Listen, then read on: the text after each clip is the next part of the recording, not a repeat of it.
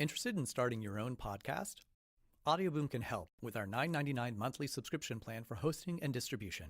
You'll get 200 minutes of recording time per episode, a branded homepage on the Audioboom platform, embeddable players for web and social media, advanced analytics, and so much more. To sign up for your $9.99 monthly subscription plan, go to audioboom.com/start. That's audioboom.com/START. Today's episode of the Serial Dynasty is sponsored in part by Audible. If you love the show and you're looking for a way to help fund it without spending any money, this is a great way to do that. Audible is offering for all Serial Dynasty listeners to download one free audiobook. To download your free audiobook, simply go to audibletrial.com/serialdynasty. By downloading your free audiobook, you'll not only give yourself something to listen to, but it's also a big help in helping to support this movement. Once again, that website is audibletrial.com/serialdynasty.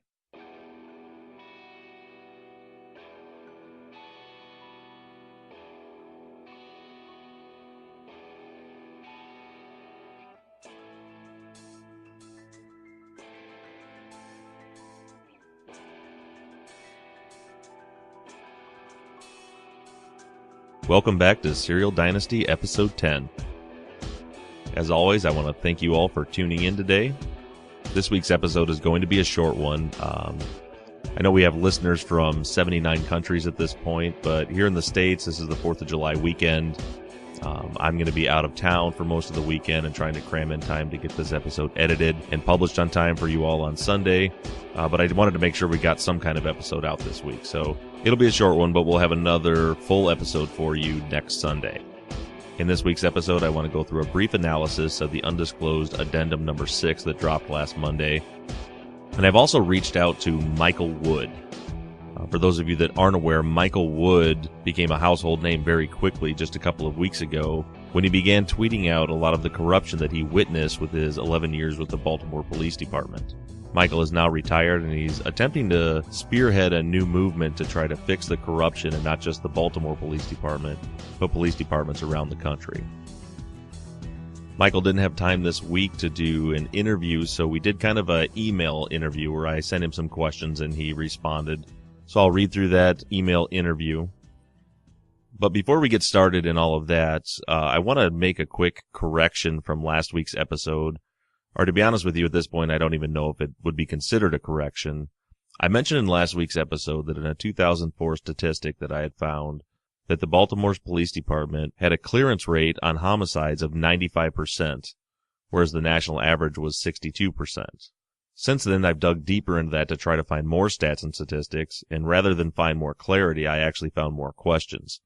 I found no less than 24 articles, blog posts, etc. on the topic, and the statistics are ranging very wildly. I had pulled that stat and made note of it off an article I was reading on another topic, and I'm not going to go as far as saying that that statistic is incorrect, but I will go as far as say that it is not verified. What I was looking for this week was to find a .gov source, an official source, maybe through the Department of Justice, giving me the actual stats, not people writing about the stats. And I was unable to find that. I've tweeted out a couple of times for those of you that are on Twitter this week that I'm not necessarily comfortable with that statistic. And that's my fault. I should have researched it further. Last week was a busy week, and I read it, I wrote the note down, and I went with it on the podcast, and I didn't fact check it as well as I should have. So I'm not sure if that stat is correct. I've seen stats that say they have clearance rates as low as 53%, as high as 95%. I've seen statistics that say the Baltimore County Police Department 2 years ago had a 100% clearance rate. Of course, they have a much lower crime rate than Baltimore. So basically what I'm telling you is I do not know what that statistic is. I don't know if the stat that I had found is correct. I've been unable to verify it, so I just wanted to make that clear and apologize because that's something that I should have looked into further before I even said it on the show. Now moving on from there, I want to briefly discuss Undisclosed Episode 6 Addendum that dropped last week. In last week's Addendum, the Undisclosed team had another couple of great pulls digging deeper into the paperwork that they've been able to obtain on the case. First of which was the fact that Heyman Lee had not yet deposited her paycheck that she had received early in January, on January 13th, the day she went missing. Susan Simpson mentioned on the show that when they looked back at her previous bank records, her previous checks had all been cashed on the day they were received. And so it's very interesting the fact that this check had been left uncashed, or seemingly so, when we consider further analysis of her bank statements that show that her credit cards were maxed out and she was down to only $8 in her bank account. So why hadn't she deposited the check? That's thing number one. But the other thing that Susan had pulled out was the fact that on, I believe she said 3 separate occasions, she had stopped at an ATM machine that's on the way to pick up her cousin at the Campfield Learning Center to either withdraw cash or deposit checks. Now, putting those two pieces of evidence together could lead us to theorize that it's possible that the place where Hae Min Lee was intercepted on January 13th, 1999 would have been at that ATM. She had a check that hadn't been deposited, her bank account was on E, and that's an ATM that she had used multiple times in the past. Even more interesting than that is the fact that that ATM machine was located across the street from where Roy Davis was living. Now, of course, given the fact that the police department didn't investigate very much at all about what Hae Min Lee was doing, that's really all that we know is those few facts. And just like everything else, we have to take the facts and try to piece together a theory. It's well known that many women, especially in the city of Baltimore around that time, and even to this day, have oftentimes been abducted at ATM machines. So personally, I consider it a very plausible theory that that's what's going on.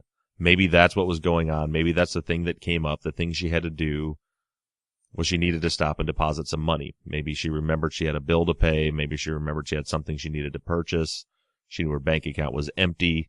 The ATM was on the way and she needed to make a quick stop. Or the thing that came up was something that she needed to spend money on, and she knew that she didn't have money in her account, so she was then going to stop at the ATM machine. Now, this is just speculation and a theory, but I don't think that it's anything that we can just throw out at this point. The big question that I have was, is it possible that the check was just cashed for cash? And unfortunately, the only way that we could know that would be to pull the bank records for LensCrafters. If the check was just cashed and not deposited into an account, we wouldn't see that on Hae Min Lee's side, but you would see it on the LensCrafter side if that check was left uncashed. And as a matter of fact, it would have been something that would have been fairly easy to find out by the police department at that time, because being someone who does have to process payroll and deal with these things on a regular basis, it actually causes some problems when someone doesn't cash their check. What happens is it makes it so that it's very difficult to reconcile your account. You have this uncleared check, and for 1 month, no big deal, 2 months, 3 months, but after a period of time, you've got this one check that's lingering out there affecting your reconciliation report. So whoever handles the payroll at LensCrafters with one phone call would have very easily been able to figure out that that check was left uncleared. But that was never done. I don't know if it's something that we can still do at this point, but I'm hoping maybe the Undisclosed team can dig a little deeper into that and see if that was ever checked into, or possibly even today find out if that check was ever actually just cashed somewhere, and if it cleared LensCrafter's account. For me, this is just another one of those nagging, frustrating things that just continues to drive me crazy about this case and the lack of investigation and interest in what the victim was doing by the Baltimore Police Department. Imagine if they had subpoenaed LensCrafter's bank records or looked into that to find out if that check had ever been cashed. What if they found out the check was cashed on January 25th? Could it be possible that she had signed the check and was going to deposit it, and the killer grabbed it and cashed it themselves at some point? Is it likely? I don't know, because they never looked into it. It's just so backwards the way that they investigated this case, and it's so clear more and more as we move on with this investigation, and the Undisclosed team keeps finding more information, that the police department had little to no interest in what was going on with Hae Min Lee. The victimology side of this case was just not important to them. All they cared about was convicting Adnan. Now, the other interesting part about this discovery is the fact that the ATM machine was located directly across the street from Roy Davis's home. Now, I've mentioned this in previous episodes, but me just looking at this from an investigatory point of view, if I'm looking at all the evidence that we have in the case, my number one suspect, and I'm not saying that he's guilty of the crime, but my number one suspect at this point would clearly be Roy Davis. He's the one that has the most evidence that is pointing towards him, albeit a lot of it's circumstantial.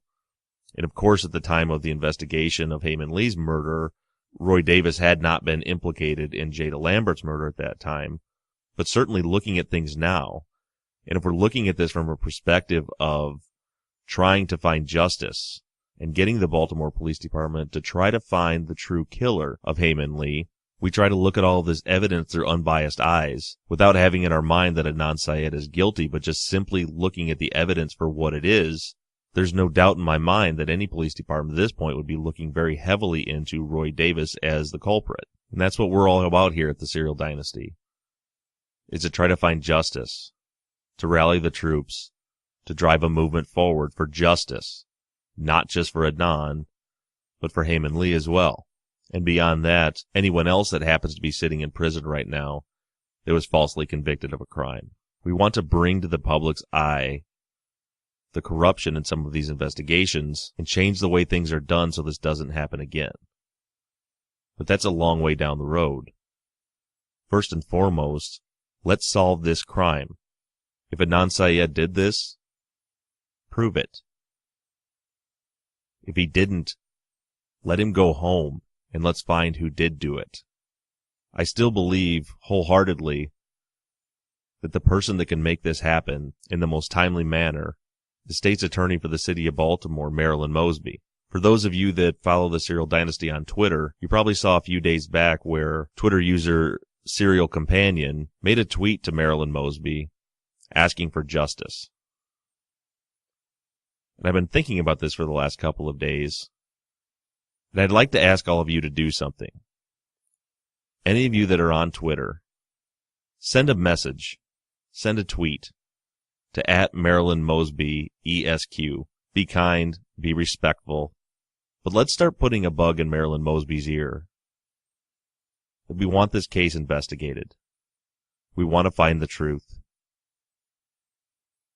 We want her to continue on the path that she's pronounced that she's on to right the wrongs of the city of Baltimore Police Department. The only way that we're ever going to have her ear is to speak to it. Kindly, respectfully, and intelligently. And just let her know that we're out here. Now, moving along with our analysis of the Episode 6 Addendum, another very interesting point that kind of blew my mind was the fact that in the private investigator's notes, we find that Jay and Phil attempted to interrupt Stephanie speaking with the private investigator. Now, I've mentioned in previous episodes that I have some suspicion of both Patrick and Phil, given the fact that shortly after I believe the crime was committed, the first few phone calls that were made were to Jen Pusateri, Patrick, and Phil. So I've always kind of felt that they know something. Maybe not that they were necessarily involved, but they at least know something. And then we find out that, from what Stephanie says, she told Jay that she was going to speak with this private investigator, and both Jay and Phil rush over there and attempt to interrupt her speaking with the private investigator. And if I understood what was said in Undisclosed correctly, Stephanie's words were that they attempted to interrupt her. So that's just something else to keep on our radar as we're digging through the evidence of this case. It seems more and more likely that that call to Phil shortly after the murder happened could be something that is indeed very significant in this case. Now, moving on from there, I'd like to read to you the email interview that I had with Michael Wood that I mentioned earlier in the episode. Again, to refresh your memory, Michael Wood is a retired Baltimore police officer who recently began tweeting about the corruption that he witnessed during his time working with the Baltimore Police Department. Now, it should be noted that Michael came into the force after the reign of Kevin Urich, after the Adnan Syed Hae Min Lee case. And so at face value, some of what he's doing isn't necessarily all that relevant to this case. However, it does paint quite a picture of what goes on in the Baltimore Police Department in general. Like I mentioned earlier, Michael was unavailable this week for an interview. But what Michael asked me to do was to email him some interview questions, which he responded back to, for me to read on the air in this episode. And then asked that any listeners that have any follow-up questions for him to go and email them to me at theories@serialdynasty.com. And then we're going to try to arrange a time to do an actual interview where he'll respond to some of your follow-up questions. So this might be a good time to hit pause, grab a pad of paper. If you have anything you want to jot down that you want to email to me, go ahead and listen in on what we're discussing here with Michael Wood. In our email interview, I asked Michael 8 questions. Number 1, I asked, what is your background with the Baltimore Police Department? Michael's response: I joined the Baltimore PD in 2003, went to the academy, and was placed on foot patrol with other trainees in Gilmore Homes, where Freddie Gray was arrested. After approximately 6 months, I was assigned to the Southern District, where I mainly worked Pigeontown in an area of the Tri-District a short distance south of Gilmore Homes. I was on midnight shift until I simply could not take the hours any longer and was placed rotating nights and days in Pigeontown and some in Cherry Hill. I finally got transferred to Northern District Patrol, which I had sought from the beginning to be closer to my home. I was not there long before transferred to the Violent Crime Impact Division around 2007. I started off in enforcement, but helped start up the major case squad for the Northwest Side. From there, I was promoted to sergeant in June of 2009 and assigned to the Eastern District. After foolishly injuring my shoulder in a non-exciting story, I moved around from various administrative assignments, which exposed me to a huge enemy for police: commanders and politicians. The second question I had for Michael: Baltimore Police Department has somewhat of a reputation for being corrupt. Do you feel this is a fair assessment of the Baltimore Police Department based on your experience? Michael's response: It is, but I don't imagine it is any more than a lot of other cities with similar challenges. I am also not so sure that it does not apply to the entire nation. It is just that under these conditions, the problems of the institution are more readily expressed. The third question to Michael: Michael Wood became somewhat of a household name after you began tweeting about police misconduct a few weeks ago. Most of the tweets involved mistreatment of the citizens of Baltimore. Relating your experiences to the Hayman Lee murder case, have you experienced any of the investigatory corruption that appears to have been in play during that investigation? For example, excluding witness statements from case files, manipulating witness statements, racial profiling, orders to close a case at all costs, etc. Michael's response: Completely. It is not about the truth.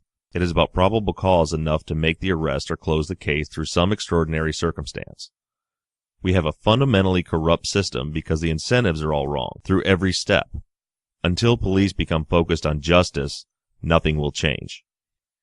My fourth question: It was noted in the Undisclosed podcast that the Baltimore Police Department had a policy of not testing evidence that could, quote, complicate the case. Was this policy a reality during your time with the Baltimore Police Department? And if so, was it an actual policy or an unwritten rule? Michael's response: Well, I never worked in homicide. I would never do that to myself.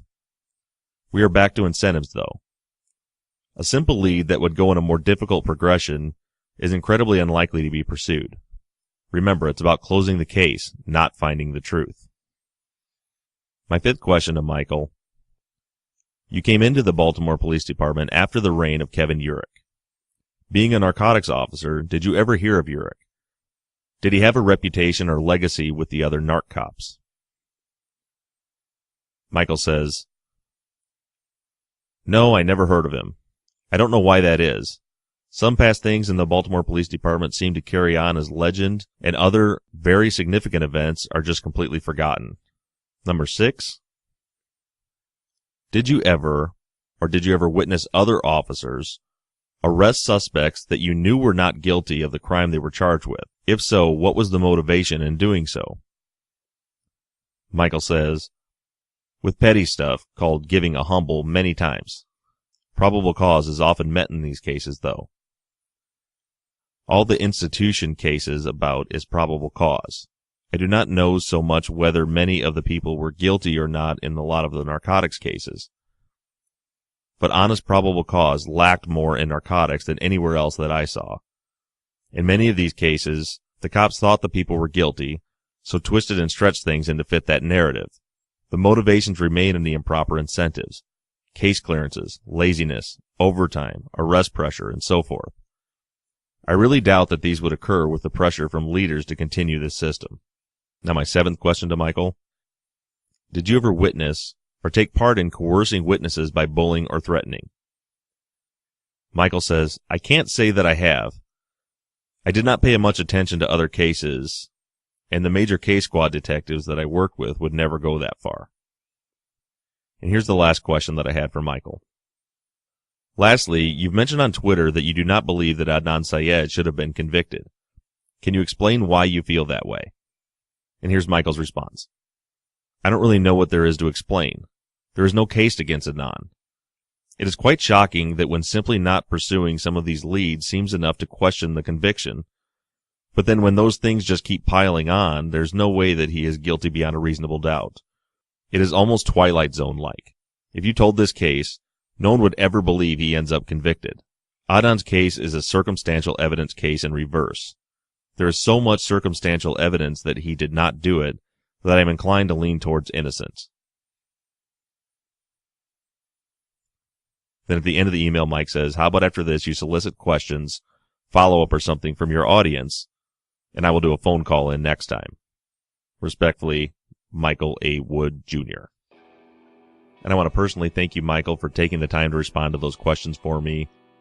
Michael has been incredibly busy over the last couple of weeks with all kinds of inquiries for interviews and public statements and things of that nature after he began his crusade to try to right the wrongs of the Baltimore Police Department a couple of weeks ago.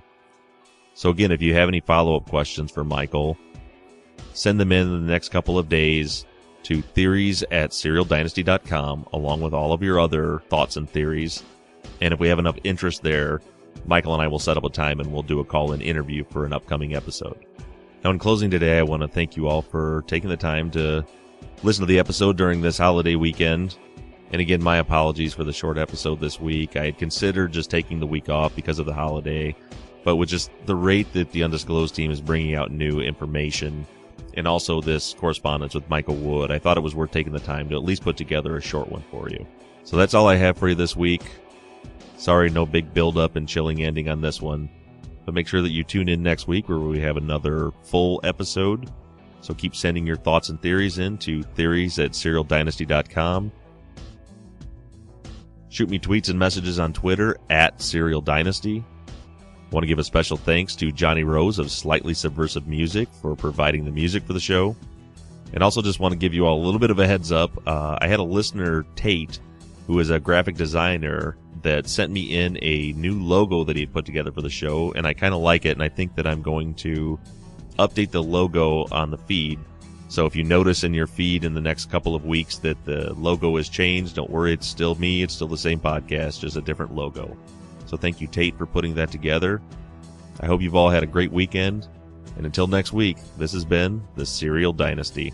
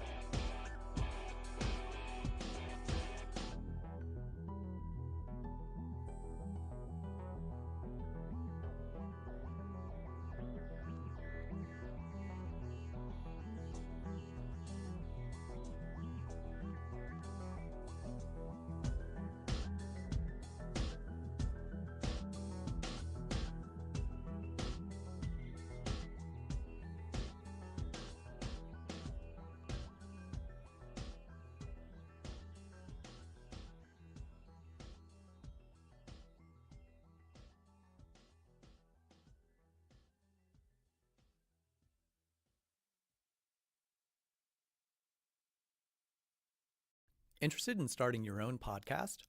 Audioboom can help with our $9.99 monthly subscription plan for hosting and distribution.